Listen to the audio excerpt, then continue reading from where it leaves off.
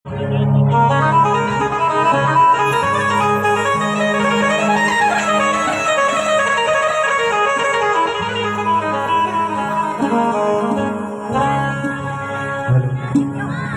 सर्वप्रथम मेरे गुरुजनों जिनके कृपा से गाना बजाना बोलना चलना परिवार चल रहा है, सबसे पहले उनके चरणों में मेरा नमन। महामाई के पवित्र पावन दरबार में विराजमान सभी संत भक्तों को जय दक्ष अमरोही की ओर से एक बार प्यार भरी जय माता दी। एक बार दोनों हाथ सर से ऊपर करके अपने जिह्वा को पवित्र करते हुए कह दीजिए जय माता दी। पता है भैया ने भी एक बात बोली थी कि जो सबसे पहला भजन गाया था, लगन तुमसे लगा बैठे। पता नहीं इससे लगन कैसी है। हमारी तो भैया के मोहल्ले में ठाकुर द्वारा में कथा में आए हैं हम लोग कथा करने के लिए, श्रीमद् भागवत कथा। भैया बोले रात को चलना है। बोला क्या? मैं क्या बिल्कुल चलेंगे, रात को तो फ्री है। अब ऐसा क्या पता था कि बैठे हुए गले पे यहाँ हाजिरी लगेगी। तो भैया गले के लिए तो माफी चाहूँगा, लेकिन शब्दों के लिए गौर करना। और मैं आपसे ताली भी नहीं बजवाऊंगा क्योंकि जब से थक गए होंगे ताली बजा बजा करके ट्राई लीजिए। जागरण करते हमें भी लगभग 15 साल हो गए, लेकिन ऐसी भक्त मंडली हर जगह नहीं मिल पाती। भक्त मंडली जो होती है ना, इन लोगों ने धर्म को संभाला हुआ है। ये सच्चाई है। जागरण वाले बहुत सारी गलतियां भी कर देते हैं, लेकिन ये भक्त मंडली अपनी जानकारी में कोई गलती नहीं करती।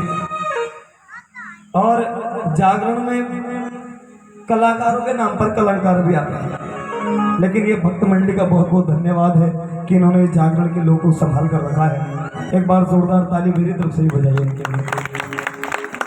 हम पैसों के लिए तो बहुत गाते हैं, बहुत गाते ही पैसों के लिए, लेकिन जहाँ ऐसे सेवादार होते हैं ना, वहाँ गाने का आनंद कुछ और होता है। आइए मिलकर के इस सच्चे दरबार की, मैंने बताया 15 साल समथिंग जागरण करते हो गए। आज तक का रिकॉर्ड है हमारे पास। एक माता रानी के भजनों के सिवाय, देवी देवताओं के भजनों के सिवाय फरमाइश आती है कि भैया जन्म देने वाली माँ के लिए भी कुछ सुना दीजिए। आप भी सुनेंगे जन्म देने वाली माँ के लिए? हाथ उठाओ, कौन कौन सुनेंगे? पक्का माँ के लिए सुनेंगे? हैं? ये बताओ पिता से कौन सी दुश्मनी? हाँ, लेकिन आज माँ के लिए फरमाइश बहुत आती है, लेकिन पिता के लिए कभी फरमाइश नहीं आई। जय दक्ष अमरोही पिता के लिए जरूर गाता है। माँ ने मुझे पैदा किया है, मुझे पाला पोसा है, चलना सिखाया, सब काम किए हैं मेरी माँ ने मेरे लिए, लेकिन मेरे पिता ने मेरे लिए वो किया जो कभी माँ नहीं कर सकती थी। मेरे पिता ने अपने दिमाग में मुझको पाला है हमेशा कि मुझे इस बच्चे के साथ क्या करना है, इसे कहाँ पढ़ाना है, कहाँ लिखाना है, क्या बनाना है। तो आइए एक भजन में पिता के लिए पेश कर रहा हूँ, माता रानी के श्री चरणों में। आइए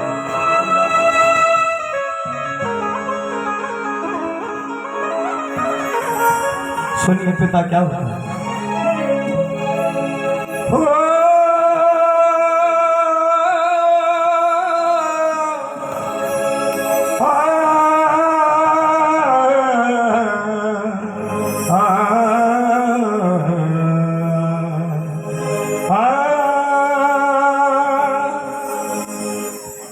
मुझको चला कर छाँव में खुद चलते रहे वो धूप में। एक फरिश्ता मैंने भी देखा है पिता के रूप में। पिता रोटी है, कपड़ा है, मकान है। पिता रोटी है, कपड़ा है, मकान है। पिता नन्हे से परिंदे का बड़ा आसमान है। पिता है तो घर में प्रतिफल राग है। पिता है तो घर में प्रतिफल राग है। पिता से ही माँ की चूड़ी है, बिंदी है और सुहाग है। पिता से ही सारे सपने हैं, पिता से ही सारे सपने हैं। और भैया पिता अगर जिंदा है तो बाजार के सारे खिलौने अपने हैं। कि परिवार का बोझा जो कंधों पर ढोता है, कोई और नहीं प्यारे, वो बाप ही होता है। श्री नरेश नरसिंह जी हरियाणा वाले लिखते हैं, मेरी आवाज़ पर मत जाना क्योंकि कई दिन से लगातार कंटिन्यू प्रोग्राम है, दिन में भी रात में भी, लेकिन उनके शब्द जरूर सुनो। आइएगा। परिवार का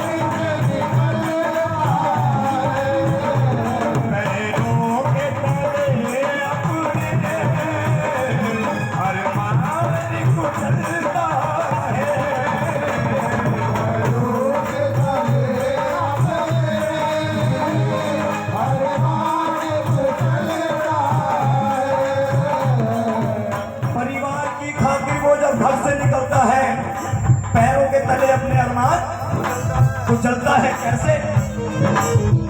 एक बाप सुबह उस वक्त काम पर निकल जाता है जब बच्चे सो रहे होते हैं।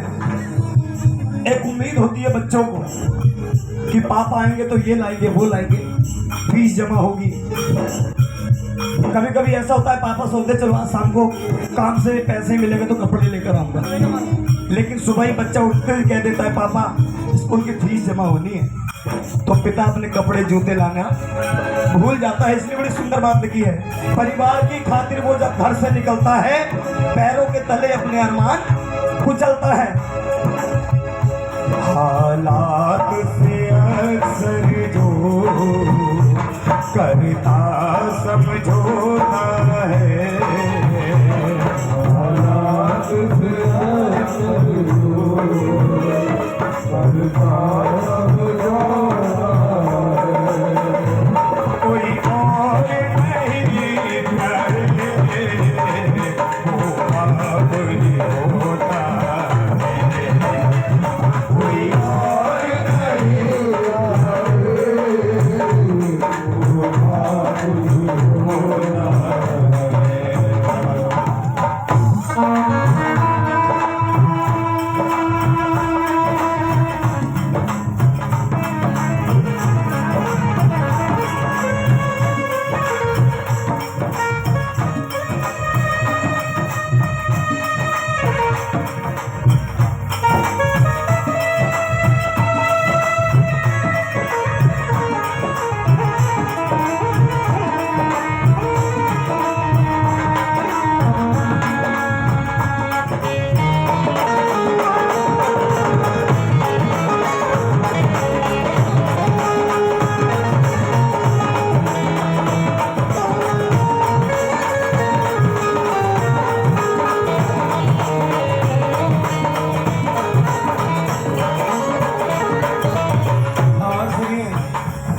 गंभीर दिखाई दे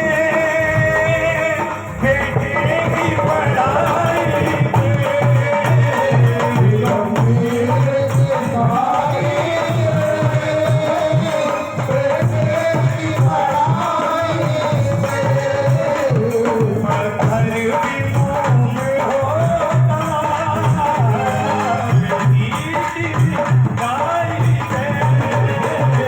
दिखाई दे।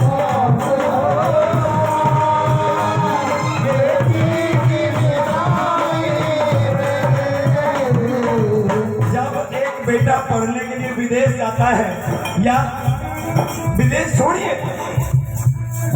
एक बेटा पढ़ने के लिए विदेश तो छोड़िए, यहाँ से दिल्ली भी जाए, कहीं जाए, पिता के पास पैसे ना हो उधार लेकर आएगा, लेकिन बेटे के कैरियर को बिगड़ता हुआ नहीं देख सकता एक पिता। वैसे ही जिस बेटे को पिता घर में 20-25 साल पालता है, जिस दिन वो बेटी घर से विदा होती है, उस दिन उस पिता की हालत देखने लायक होती है। जब बेटी घर से विदा हो रही होती है तो सब लोग मिलकर रोते हैं, भाई भी, माँ भी, भाई भी, भतीजे सब रोते हैं। जब पिता सामने आता है ना, बेटी पिता से गले लगती है ना, तो पिता रोता तो बहुत है, लेकिन बेटी के सामने आंसू नहीं निकलता। क्यों? अगर इस बेटी के सामने मैं रोया ना, तो जिंदगी भर जितना इसे प्रेम दिया है ना, अगर मेरे चक्कर में ये रोने लगी तो मेरा तो जीना बेकार हो जाएगा। सुनिए, गंभीर दिखाई दे बेटे की पढ़ाई पे,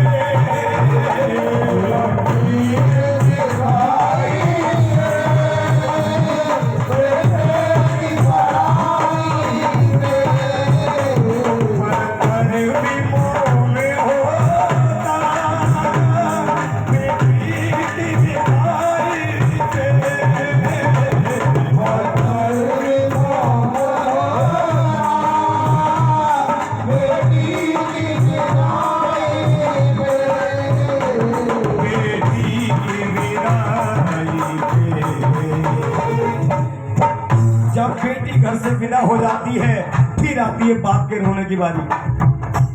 एक कोने में जाकर वो फूट के रोता है,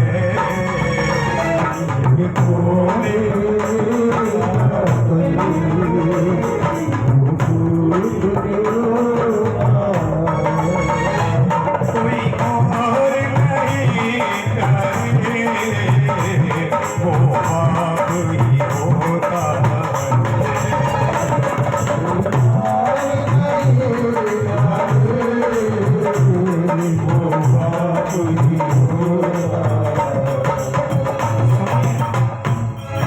समय कभी देखना है, म्यूजिक कम बजाते हैं, बात ज्यादा करते हैं थोड़ा सा, क्योंकि इस भजन में वार्तालाप ना होगी तो भजन बेकार है। सुनिए, आपके पिता मृत्यु सैया के करीब हो, यानी अस्पताल में सांस ले रहे हो पल भर की, उसी वक्त में खबर आ जाए कि बेटे को जुकाम हो गया, पिता के कानों में पड़ता है, तो पता है पिता से बोला भी नहीं जाएगा, लेकिन पिता कहेगा बेटा दवाई ले ले, जेब में 10-20 पड़ा दवाई दे दे। अपने दुख को भूल जाएगा कि वो भगवान के पास जाने वाला है, लेकिन बेटे के जुकाम की उसको इतनी चिंता सताएगी, कहीं बेटा तुझे अभी जुकाम में खांसी हो जाएगी, बुखार ना, बेटा दवाई लेकर आ। ऐसा होता है पिता। सुनिए, हर दुख हर चिंता को हंस करके बोझे,